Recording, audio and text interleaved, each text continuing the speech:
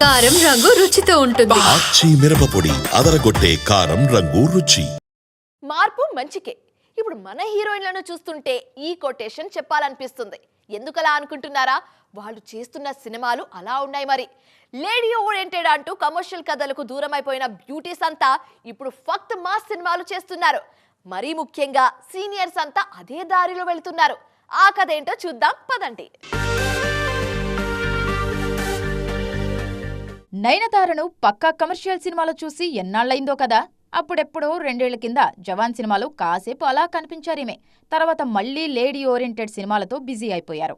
అప్పట్లో ఇటు లేడీ ఓరియంటెడ్తో పాటు గ్లామర్ క్యారెక్టర్స్ చేసేవాళ్లు నయన్. కానీ కొన్నేళ్లుగా కేవలం ఫీమేల్ సెంట్రిక్ కథలకు స్టిక్ ఆన్ అయ్యారు. చిరంజీవి సినిమాతో మరోసారి కమర్షియల్ దారిలో వచ్చేస్తున్నారు నయనతార. అలాగే త్రిష కూడా తగ్ లైఫ్ లో గ్లామర్ షో బాగానే చేస్తున్నారు. తాజాగా విడుదలైన ఈమె పాటకు రెస్పాన్స్ బాగానే వస్తుంది.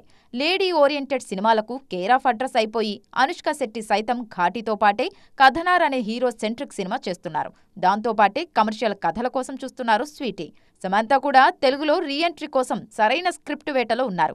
మంచి కమర్షియల్ కథలో నటించాలని ఉందన్నారు ఈ బ్యూటీ.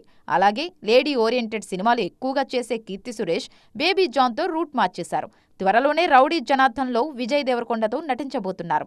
అలాగే అనుపమ పరమేశ్వరన్ లాంటి బ్యూటీస్ సైతం కమర్షియల్ రోల్స్ వైపు అడుగులేస్తున్నారు.